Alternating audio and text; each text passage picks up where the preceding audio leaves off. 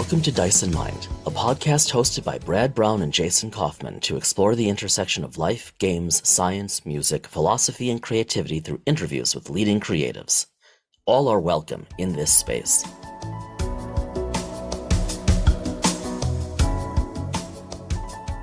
We'll keep our intro and everything short because you all know the folks we've had each of these gentlemen on individually. Jim Johnson of Modiphius, Al Spader, who writes for Modiphius. And we won't get too deep into the work Al has led on the next book because I think you will, it's better heard from the sources.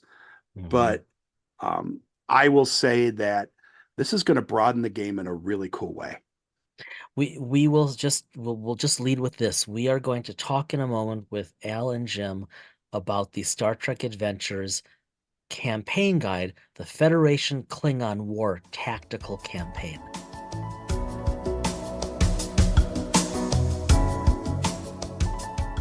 Al Spader is a middle school science teacher, father of 5-year-old twin boys, and a freelance RPG writer and game designer.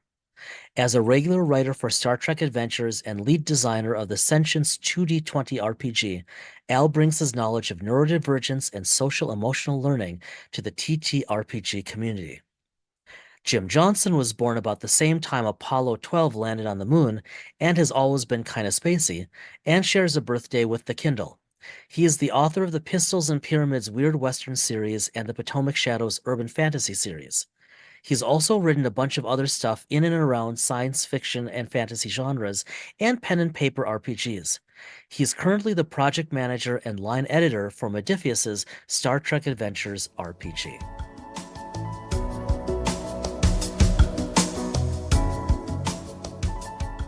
So, Jim, Al, thanks for joining us. 2-for-1 deal. Yeah, this is I'm without words because this is going to be awesome. We're going to end up splitting this episode just because we're going to have a lot to talk about. I've already told my wife. Let me rephrase that. My wife said to me earlier today when I saw I was in meetings the entire day. In the little bit that I was home, she's like, "So I'm not going to see you tonight," and I'm like, "No." Whereas yours is mine is like, really, you're going to be downstairs all night? Yes, Yeah. And just based off of that, I am actually drinking iced coffee. Oh my gosh. Yes. So I can have some sort of functional brain for this just because I'm naturally tired. So you're getting older. You two have been involved in working on some of the latest material for Star Trek Adventures. You just announced most recently a new book. It's going to be coming out within the next, based off of when we record this, probably within the next month or so, I'm assuming.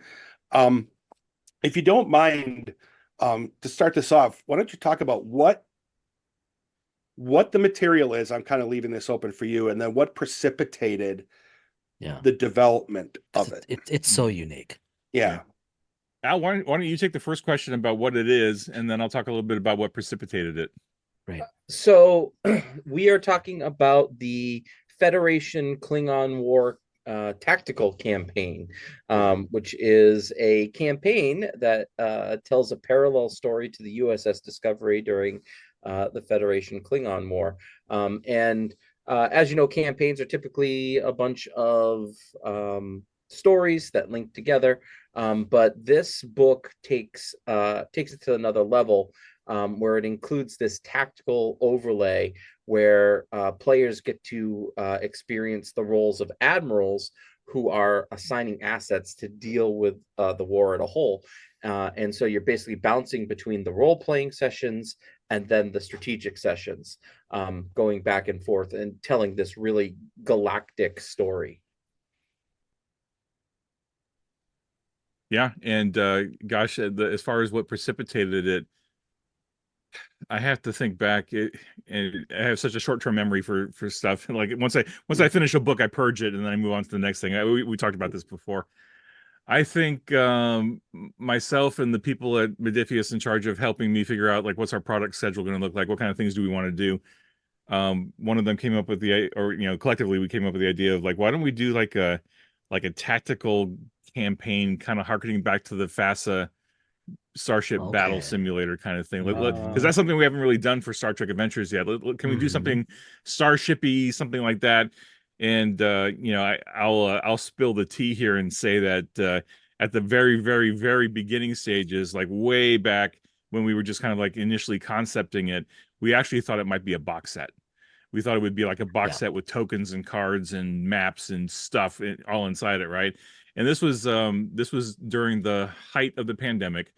So a lot of things were still in flux, and publishing costs have only gone up. Right.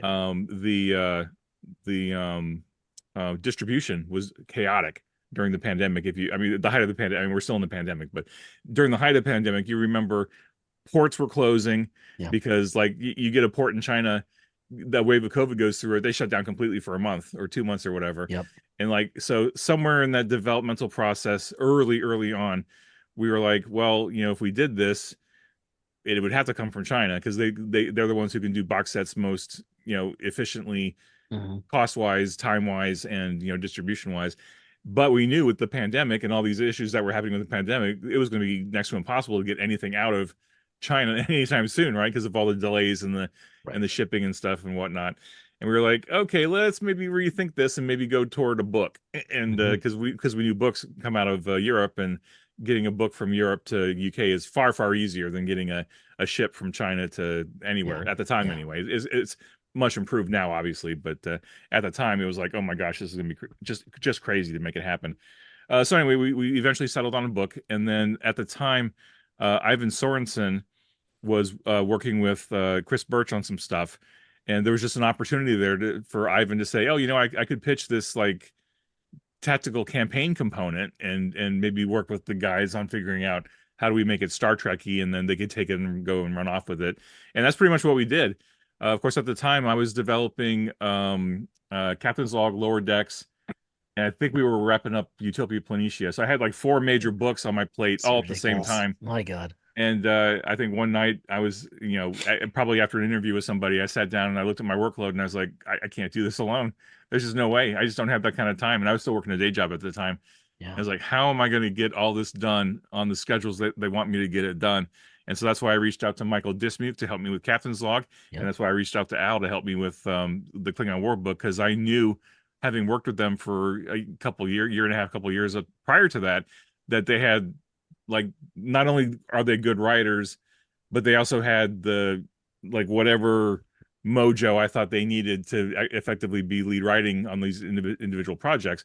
And so, I took the chance, and fortunately, it's always, in hindsight, you feel good that you were right, right? I hit a home run on Captain's Log, and I hit a home run on the tactical campaign book. So I felt pretty good about that, and then I was able to focus on Lower Decks and Utopia Planitia and get those over the plate as well. So, that all worked out. But yeah, so that was the kind of the genesis of Klingon War, is that we wanted to do a book that was like, oh, let's give players the chance to play admirals, moving assets and ships and characters around on a board, collecting assets, attempting missions, accomplishing missions, but then also being able to either benefit or suffer from how those missions play out, and have that impact their role-playing sessions when they play through the adventures and the mission briefs or whatever else that we put into the book.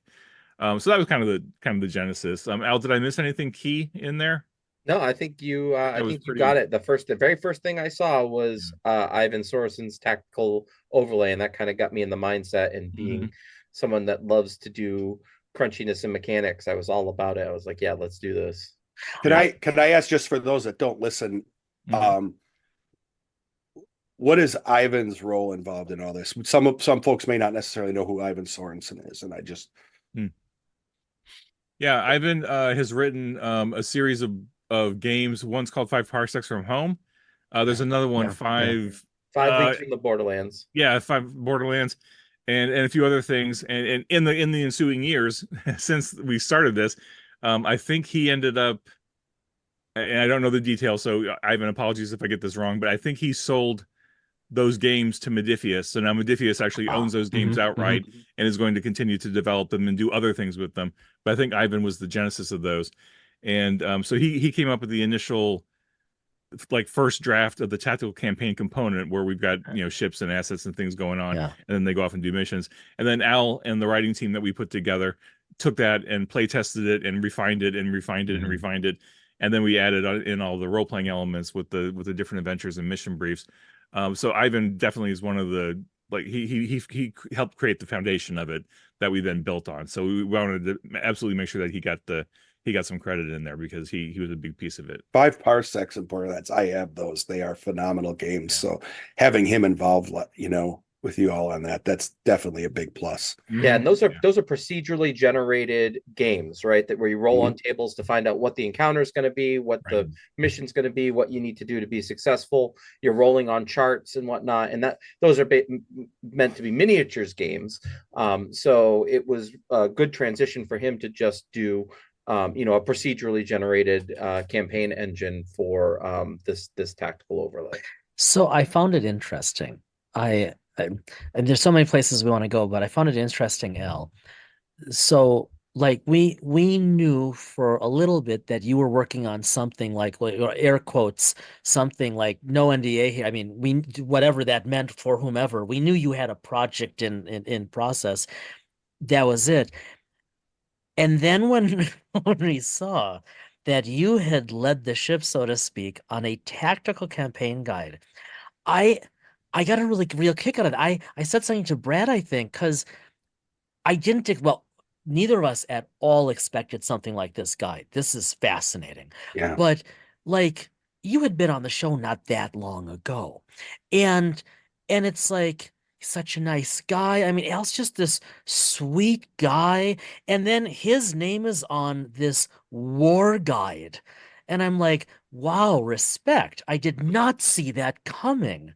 I get the writing part, but I didn't think like the war tactical campaign was going to be your thing, which is just very intriguing to me. Yeah, I play a lot of tabletop war games. Like I do Okay. Warhammer, I do, Okay. um, Oh, Star Wars Legion, Star Wars Armada, all oh, sorts of there we games like that. All go. like Okay. that's one of my fun things that I do. So this kind of like floated right into that.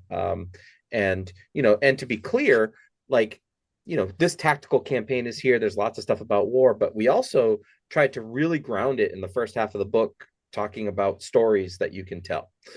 And I think that's really where this guide is applicable across all Star Trek. It's such good reading. I mean, we'll talk about the mechanics too, hopefully, but like ever since Jim got us on this kick 2 years ago, I mean, in terms of RPG is lit, like I I keep going through it just because of the narrative Yeah. instructions and how, yeah, the whole asset thing is really interesting and how that builds story that you play in. Okay, so I want to ask a question. This is maybe more for you, Jim.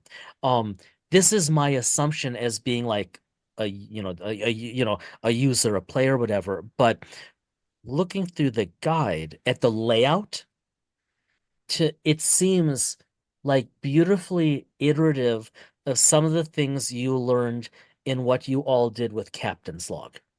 Like to me, there are very intent, like taking some of the best pieces from that, and like we know you're always iterating. You've said that to us, but it looked like it just had that very lovely touch. Like it's got a bit of a different look, a bit of a different feel. Not the narrative, but the actual physical book. Yeah, I think of course hindsight always being 2020. I don't think I saw this necessarily when we were in the throes of Oh developing wow. Captain's Log and the tactical campaign book at the same time. Okay. I think because I'm the lead editor, line editor, and also the project, mostly because I'm I'm wearing the line editor hat right All now. right. I was looking at both these books at the same time. And even Lower Decks. I think Lower Decks has some a lot Yeah. more random tables in it than we normally put into our Yeah. books. hmm And I think the Lower Decks random tables informed the random tables that are in Utopia Planitia, right? So I think Utopia, Lower Decks, Captain's Log, and then this book, the technical there's a thread Yeah. going through Yes. all four of them, right? Where we were picking up the pieces and just like taking the good ideas from them and sharing them back and forth. And I think part of it's because I was looking at all four of these books at pretty much the same time in different That's stages, fascinating. right? I think we were laying out Utopia when we were developing Lower Decks and Captain's Log, and then this one came on right on top of it, right? Because they were all in development for a long time. Mhm. Just slightly different. I mean, if you look at the what is it? Brad, help me here. Is it a Gantt chart? Is that the Oh yeah, We're yeah. looking at I the know what you're talking about. waterfall? Yeah, Yeah. you're actually, You're planning out with prereqs and right, and you're conglomerates stacking and up the different projects and the timelines and like Yeah. who's committed when, and you see the Yeah. overlaps and stuff. So these 4 books overlapped each other quite a bit. That's amazing. And I think especially Captain's Log and Tactical Campaign, in retrospect, I look at these 2 books and I'm like, shoot, you could play the Tactical Campaign for a couple phases and then use all that information to go right into a Captain's Log story. Yeah. And then take all that stuff Absolutely. that happens in Captain's Log, go right back into the Tactical Campaign, do your next turn or your next phase or whatever, and then just make that nice little ecosystem happen. Where if you're a player who's frustrated and you can't find a group to play with, either Yeah. online or in person, get yourself a copy of Captain's Log, get yourself a copy of the Tactical Campaign. You're done. Oh my You God. got gaming material for years, right? You're set. see that It's we always true. talk about points of entry, and Yeah. I mean, Captain's Log's a point of entry, but when you do that, you've even created a more robust ecosystem Right. to play in. And to me, even with me, I just during the past couple of weeks reread Captain's Log as a novel, just reading through it and everything. At this moment, when you just mentioned using the tactical manual and then adding Captain's Log together, Yeah. yeah, wow. I yeah, I never knew how much I wanted random tables Mm-hmm. in STA until Captain's Log, because that really wasn't a thing in the games that I was playing before that I played over the years. And I mean, obviously, in Captain, and we've talked about this, and we talked about this with Michael, the random tables work so well. And then Al in the tactical guide, the campaign tactical guide or tactical campaign guide, it's amazing to me that you were working on these concurrently because it does feel like such an iteration to me. Like I was flipping through and or scrolling through and you've got these tables. And it's Mm-hmm. like, that's exactly where they need to be. Yeah. Like they're not at the end, they're not a section. It's like you're going, boom. Now you have to use these tables and you're back to narrative. And I really think it's an elegant flow of how you do that random number generation in the narrative and kind of dance in and out. And you know what I mean? Like it's not pulling you out, Mm-hmm. it's driving you deeper. I don't know that I've seen that anywhere. Yeah, and I think Al, you need to talk on that a little bit because I think it was you and your team who really Please. kind of came up with that workflow. I mean, I know we worked on the outline together, but again, because I was working on those other 3 books, I don't think I really had the opportunity to really get my head completely wrapped around what I wanted the tactical campaign book to be. And I think that's where Al, as lead writer, really jumped in and took it over. It was a challenge, right? Because if you look at the game master section, which is chapter 2 of the book, we start introducing what the tactical campaign is before people even know what different terminology is, right? I'm kind of front loading the information. I mean, Jason, you're a teacher, that you front load the information, you front load the vocabulary, and then you drill deeper with it, right? So that was kind of the setup here that we went for. So we talk about points of interest, we talk about everything that is the tactical campaign, but we don't come right out and say what it is in chapter 2. Then when you get to chapter 3, that's when you drill down to the tactical overlay rules, and that's where you find out what is a point of interest, what is an asset, what is a resource, all that stuff. Right. I think that was intentional. And so like when you get to the rules, you're like, oh, I've heard these words before. Like this makes sense to me now. And then what we did that is, I think, fairly unique through chapters 4, 5, and 6 is it's a very linear story because you are telling this parallel story to where what the USS Discovery does in season 1, right?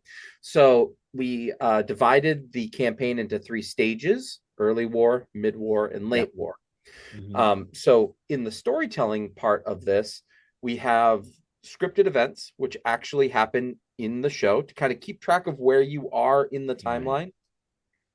Then you have an adventure that bookends each stage, And then the middle of the stage, that's where you're playing the tactical overlay. That's where you're assigning your assets.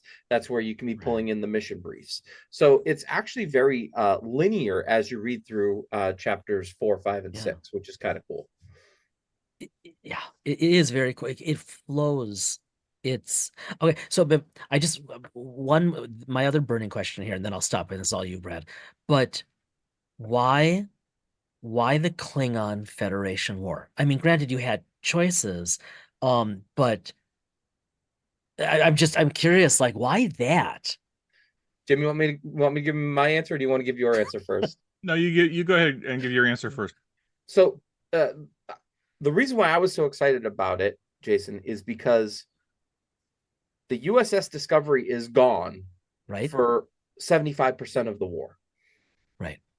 Right? This war happens while the Discovery is off over in the mirror universe. So it's really this, we know this war happens. We know it got really, really bad for the Federation. Right. But now you have an opportunity to tell a story as a hero ship. And that's what I got excited about. And, yeah, fair. And Jim's answer is they wouldn't let him do the Romulan War. No, or the Dominion War. I'll be honest. I pulled up Wiki just to make sure I was getting the dates right. So we started concepting this and developing this it had to be 21. Yeah. And season 3 of Discovery had just ended. They were getting ready to start season 4. Okay. And I think at the time,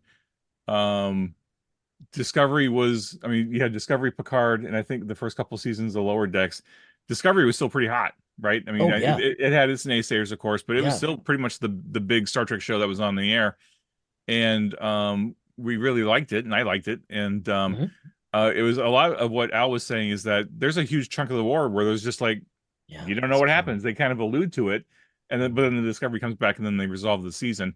But like from the storytelling potential, it's like, ooh, as a game master and a group of players, there's a huge swath of time in canon where like the Federation's on its heels. What kind of stories can you tell? What kind of stories could a game group tell in that period of time? So that was a big piece of it. So I mean, those are the two big pieces of it, right? Discovery was really big at the time, and we wanted to certainly take advantage of that from a purely, marketing / capitalistic point of view. You want to go with the hot thing, just because it'll help everything. And plus, I think that was one of the first times we really kind of realized the big Star Trek meta of that there was a whole new generation of Star Trek fans coming into the franchise via Discovery, right? I mean, not Picard, not Lower Decks. Of course, Lower Decks brought them along eventually, but Discovery was the new thing, and there was just, again, a whole new generation of kids and people getting into Star Trek because of Discovery. And that's certainly, an audience that we wanted to tap into with the role-playing game, because it was just an opportunity, especially because a lot of them had never played an RPG before, or were maybe looking to it for an alternative from Pathfinder, D&D, Vampire, whatever. They wanted to try something different.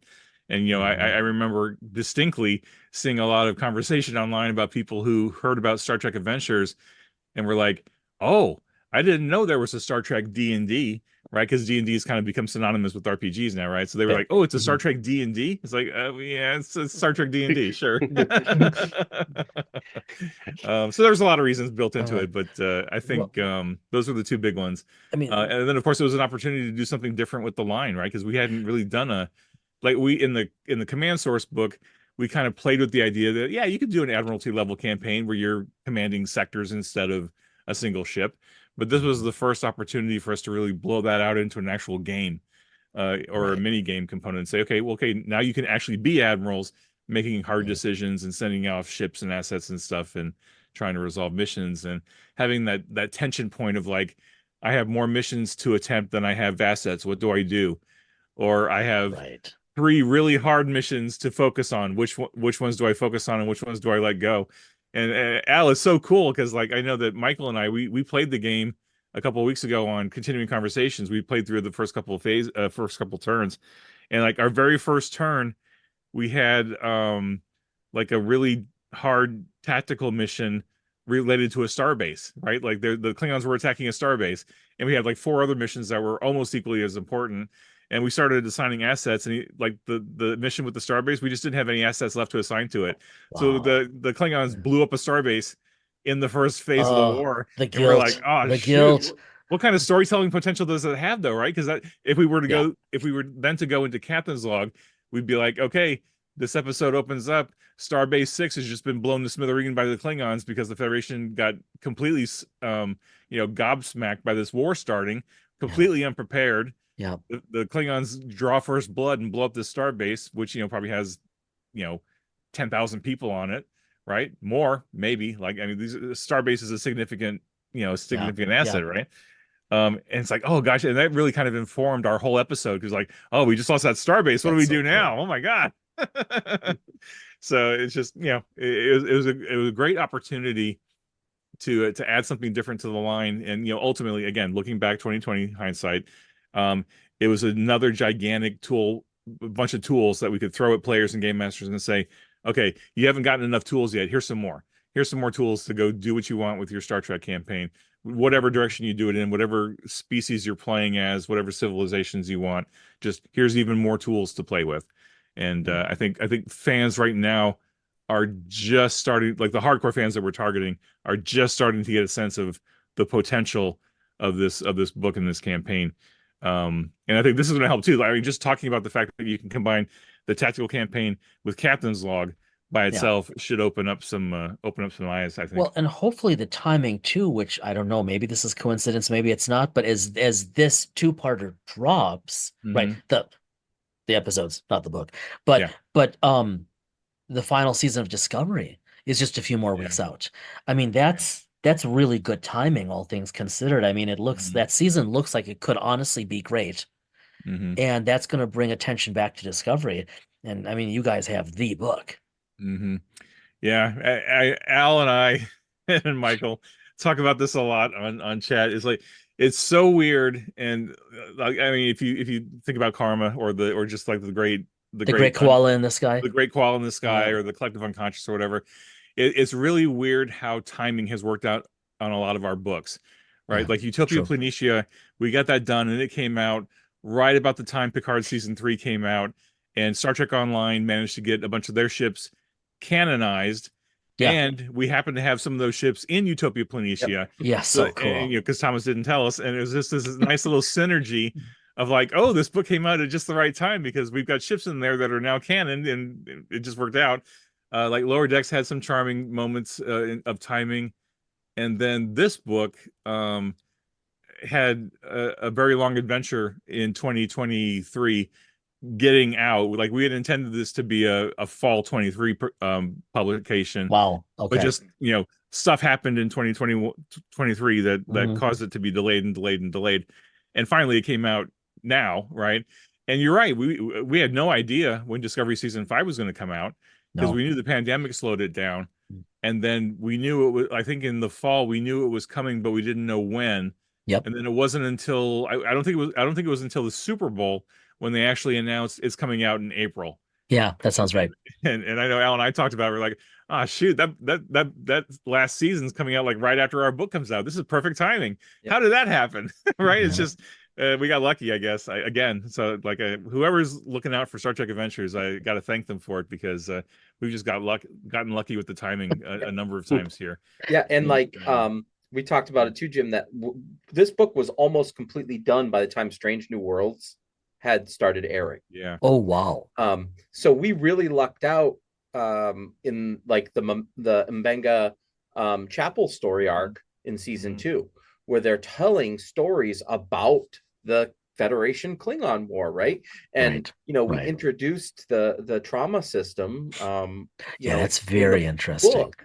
And here we are seeing Mbenga like playing it on the screen, and I'm like, this is our book right here.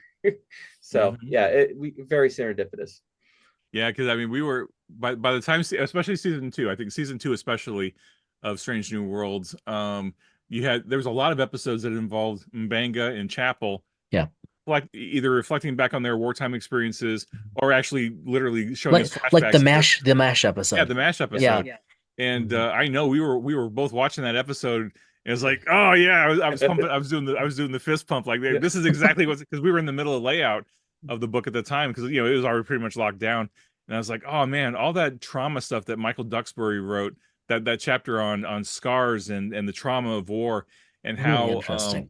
how wartime situations change your character fundamentally. I mean, nobody gets out of a war unscathed, right? And it's like, so it was one thing like a year prior to that when we were doing the manuscript and I was editing the manuscript, I was like, yeah, this is really cool.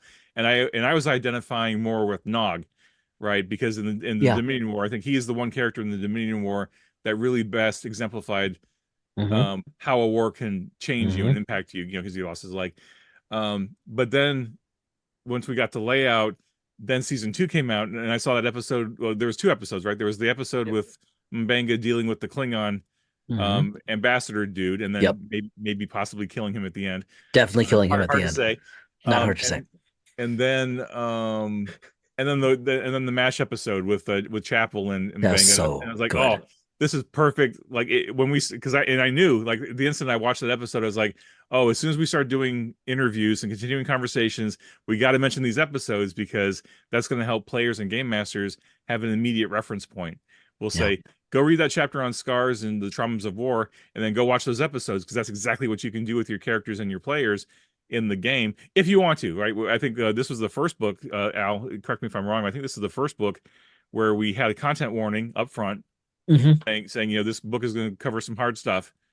And we really, I mean, I think we did it in the player's guide a little bit, but in this book we really tried to push the button hard about have that session 0 with your players and your game master, and really truly talk about this stuff and make sure that everybody's on board with wanting to go into a wartime kind of Hmm. storyline. Hmm. Al, that's right, isn't it? It wasn't Yeah. a player's guide, and then we expanded on it in this one. Right. And we even included a consent form in the Yeah. back. That and those will be, the consent forms will be Wow. available as individual Yeah. PDFs to download as well. Just to clarify, Brad, no still means no. Yeah. Right. So yeah, it's pretty cool. I'm excited. Like it's like, so you can rate it full speed ahead. You can rate it yellow alert, which means it's okay to happen if Yeah. it's off screen. So clever. And then Yeah. red alert, no, I don't want this in my game at all. I don't want to talk about it. I don't want to deal with it. So really, really cool to hand out during a session 0. Mhm. It's interesting because, and certainly some tables, they're not going to want to go obviously in that direction or to that extent. They're going to want to, they're going to want to play like, well, no, we're kind of still a more like superheroes, right? Like we don't level up, but we want to level up. Like we want to be the big bads in this quadrant and do our thing. And that obviously that's fine. But I think it's interesting to me because it almost to me honors Trek. Like we've talked about, Jim, and of course many have said this, but that Trek isn't science fiction, it's a history of the future. Mhm.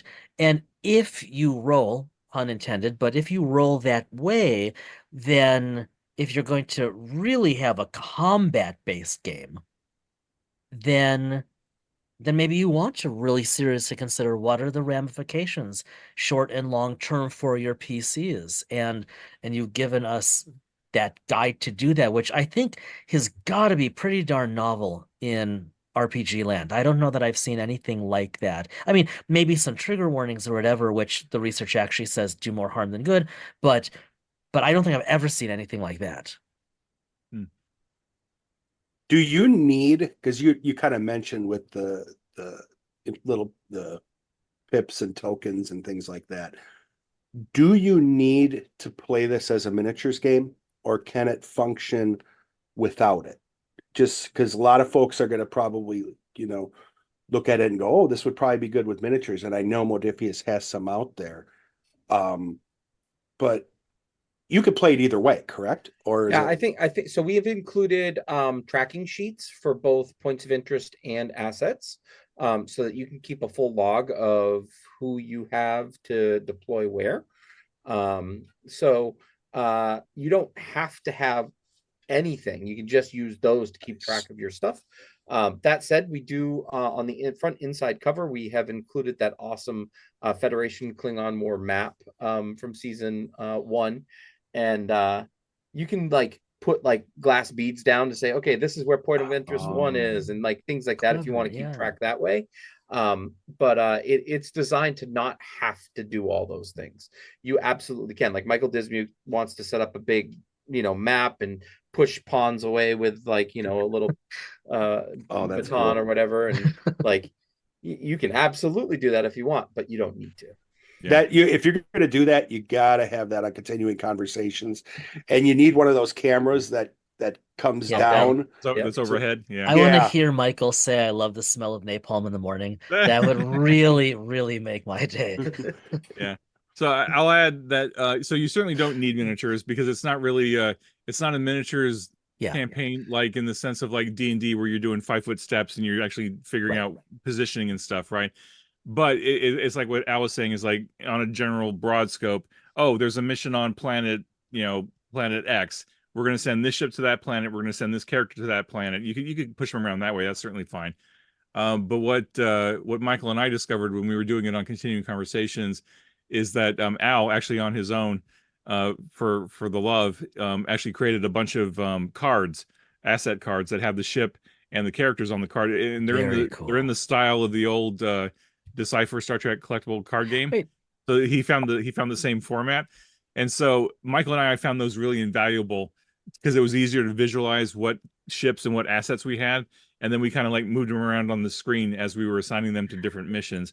They're not necessary, obviously. They're just a tool that are nice to have. And of course, Al was gracious enough to make those and then provide them for free on continuing missions. So if you I was wanted to gonna say download you them, blogged those, right? I'm like we Yeah. saw those, didn't yeah, we? Those look good.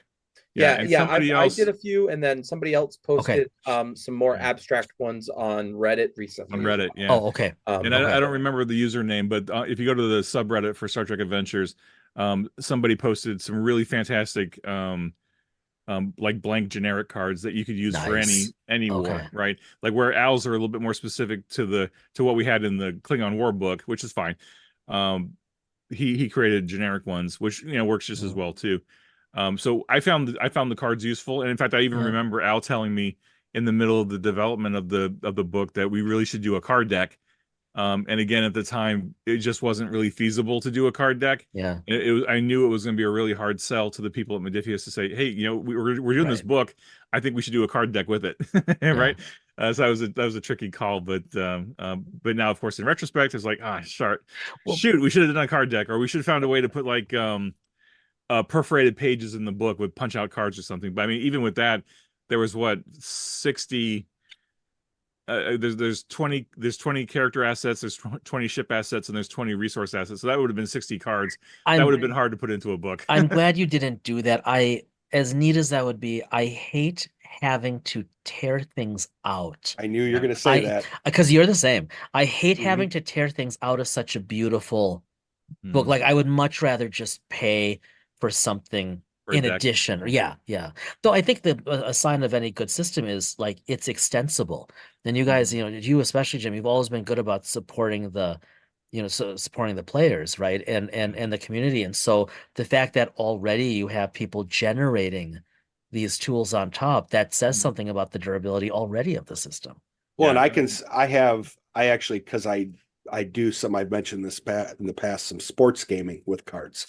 Mhm. And I found through talking with someone, I have perforated laser paper that's Oh, cool. that's three, it's 6 cards per page, 3 and 3, or Mhm. it's 8 cards per page, 4 and 4. Nice. And I could just see myself now just actually like cutting out, screenshotting the card and laying it out on this so that I can print it out and perforate them and then Walk around the house whispering, my precious. Yeah. You're just on a roll today, aren't you? I am, but it's good to have you back home Yeah. where I can pick on you more freely. Yeah, Yeah. I'll just interject here and say you're a jackass, and let's move on. Well, So you have nothing new there. Yeah, I know. Way back when, air quotes, there is a Discovery campaign guide, 2256 to 2258. Mhm. And I'm looking at it, or I'm figuratively looking at it over on my shelf. Do you see that playing in it at all? I'm curious so that Yeah, how people do those understand intersect? that one is A and one is B, and the Venn diagram is not necessarily them intersecting. Mhm. No, I think they're, Al, I want to hear your perspective on this too. I think they're definitely related. I think the two books serve different purposes.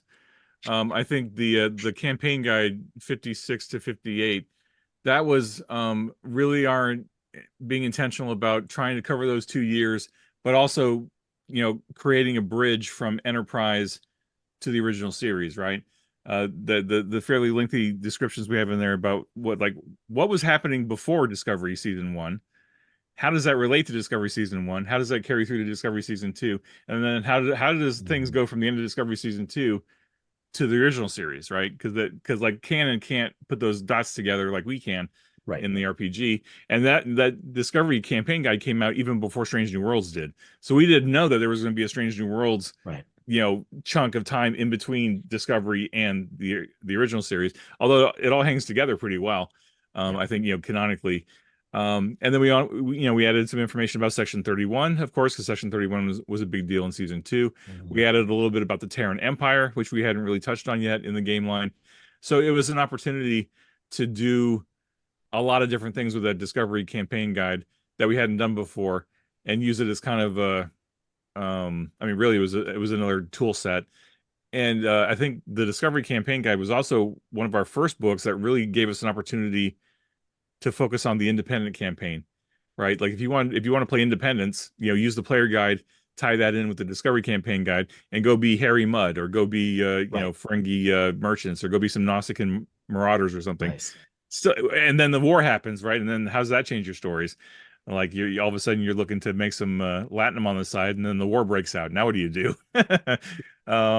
So I think there's a lot of stuff going on in that Discovery campaign guide that I think would be beneficial to people who aren't even fans of Discovery, right? Because we added so much stuff that covers the gamut from Enterprise to to the original series. And then the tactical campaign guide, that's specifically about the war. It's specifically about wartime. It's specifically about what do characters who join a science organization do when they're suddenly thrust into a war. That was right? fascinating. You didn't sign up for that. Love that. Like you go join NOAA, and all of a sudden you're doing you're in the Navy, border defense with the Navy. Exactly. Like this isn't what you expected. So I think the whole RPG is lit thing. I think the Discovery guide, the 22, 56, 58, that's a great read as well. Yeah. Oh. And I'm going to go out on a limb and say that the tactical campaign is going to do the same thing. Question about, because I don't think wait, I want to pause because I want Al to get in here because you didn't give your pitch. Oh yeah, please. Sorry, it's just a couple of things. So I had that Discovery guide on hand at all times when we were putting this together. So we definitely drilled down deeper into the events that happened during the war. We give a fully detailed timeline of the events that happened during the war. So that's one intersection. The other intersection is if you want more content, if you have done all of your mission briefs and you want more mission briefs, I took all of the mission briefs out of the Discovery campaign guide that were applicable to the time period and adapted them so that they can be used for the war. So basically every mission and mission brief in the tactical campaign have a success criteria and a failure criteria. And if you succeed, you get bonuses in the tactical overlay when you're playing your admirals. If you fail, you get some negatives when you do that. So I took out actually a couple of missions and the mission briefs from the Discovery campaign guide and added those success and failure criteria. And they're in the GM chapter as additional content if you want more to run the game. Yeah, and Al, I don't remember if I actually told you or not, but I thank you for doing that. I remember reading the manuscript, and I had to read it a couple times to understand what I was looking at. And I was like, "Oh shit!" Excuse me. Oh shoot! He went back to the Discovery campaign guide, and he pulled all that content in and made it relevant to this one. And it just adds more value to both books because now you got a nice little cross reference between the two. And again, it's another tool that players and game masters can now use and say, Oh, Yeah. well, I've got the Discovery Campaign Guide. I wish I could get more utility out of it. Oh, wait a minute. Look, this new book just came out, and it's got content from that book in this book, and now I can use even more mission briefs and even more See, missions, and that's it's just good awesome. So, project good job. management and Good job, Al. marketing, right? Of wow, that book you've already purchased would be even more useful if you purchase the next one. Right. That's what when I looked through it, I saw, I'm like, this is a great, almost companion to it. And to hear, Al, you talking about how you did that, the the Venn diagram actually does have some crossover to it. Absolutely. Absolutely. Yeah. How do you, in this situation, I don't think, Jim, maybe we've asked this. I think we may have talked about it just in, tertiary to others. How do you play test something like this for the both of you? Al's laughing. How do you play test and iterate something like this? And I would assume that it probably is parallel to some of the other play test stuff you've done with other books too.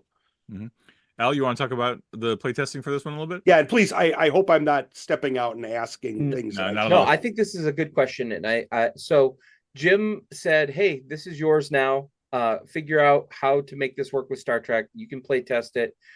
So I brought in one of I think I told you guys that I like to play tactical combat games, and I brought in one of my closest friends who I've done that with forever, and he and I sat every weekend for 2 months playing through this, and recording what happened each turn, et cetera, et cetera, and the first 2 weeks we saw that like it was not really balanced the way that we wanted it to be. So we came up with a concept which we call primary power, which is your characters and your ships are designed to do specific things. So if they happen to be assigned to a mission that is dealing with those specific things, they get to reroll 1d20 when they attempt their task. So that right there smoothed out the dice rolls and made it a lot less swingy. And so like every time that we made a little tweak like that, I would send Ivan a list of, hey, here's 3 things that we noticed. Here's 3 things that I think could fix it. And every single time Ivan was like, that sounds awesome. Go nuts. And he was spectacular to work with because like he would respond to me within 2 hours almost every time that I emailed him. Wow. So we went back and forth on that several times. Like I said, for almost 2 months we were play testing, and at the same time I was writing stuff for the book as well. But that was a really, really cool experience. Did that influence your writing? I think when it came down to it, yes, like when I was actually being creative and whatnot, I had a really good idea of what I wanted to get into the book. And a lot of the story stuff was done by the team.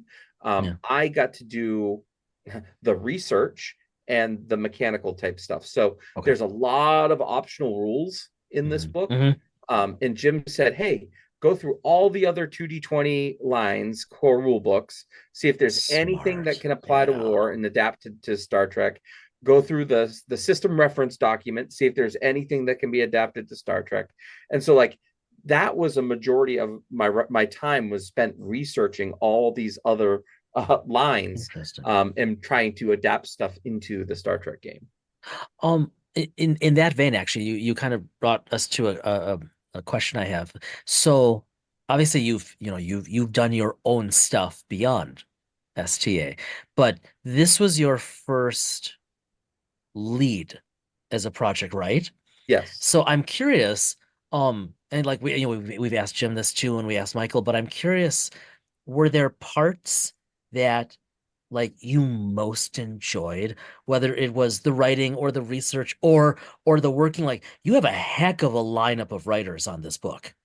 Were there things that you just, I mean, I'm assuming a lot of it was great, hopefully, but where were those bursts of joy for you as a lead writer on this? So for me, it was when, 3 or 4 of us writers got together and started saying, well, what should we be doing here? Like what stories are we going to tell? How can we make sure that we're covering all the events as they flow through the timeline. I love like shooting, like sitting around and just talking with people about games. Yeah. And so that was just so much fun. And once you see everybody on the same page, and then the content starts coming in, and you're like, wow, everybody really is on the same page. That right there to me was like, this is how gaming should be done. I think I've been learning a lot that there's a lot of I don't want to say selfishness, but a lot of game designers like hold their designs very close to their heart. And that goes for content and systems as well. And so like sometimes they don't want to work in teams.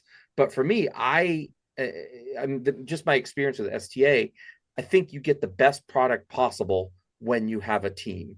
Right. And seeing and bringing that team together and organizing them, I think that was the most fun of the entire project. Yeah, it's Star Trek, man. We're stronger as a team, right? Isn't that what we learned from 1966 onward? Is like we're better as a team. We're more effective as a team.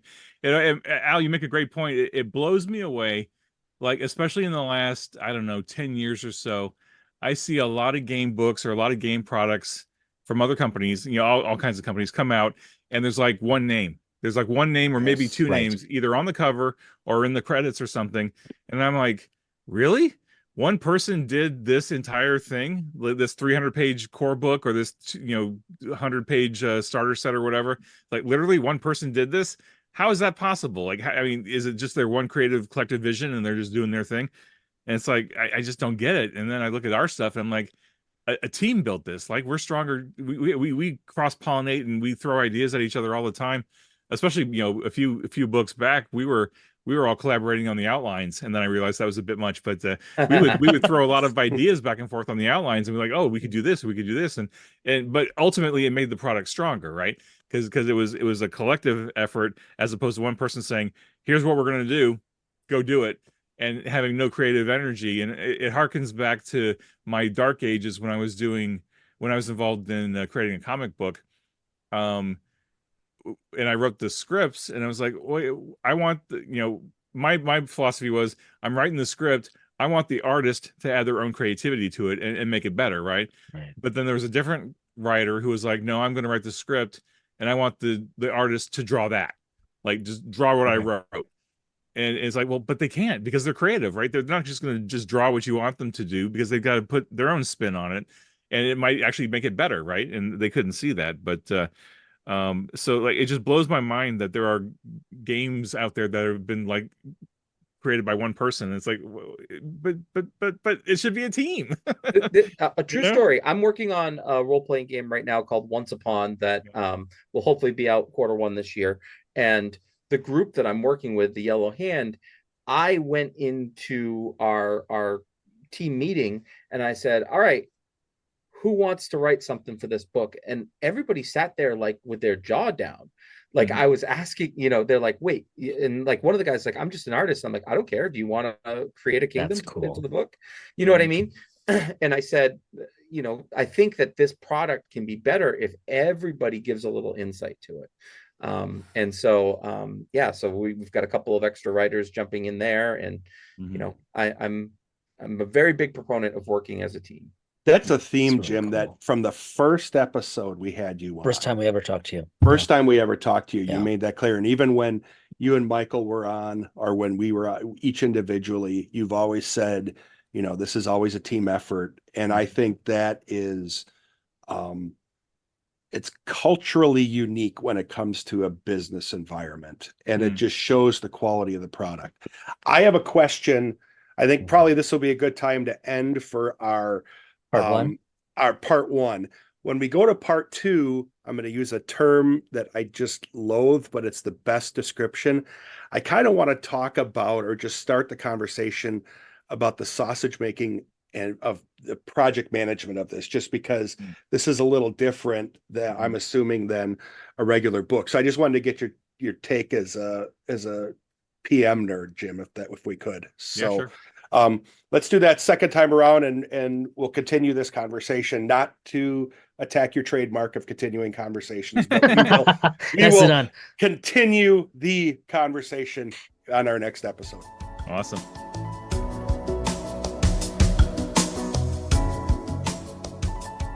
as we sit down and have our tea or coffee at Audubon Court, we're going to make this brief because this is just part one of our chat with Jim Our and 14-part chat. No, not Yeah. really.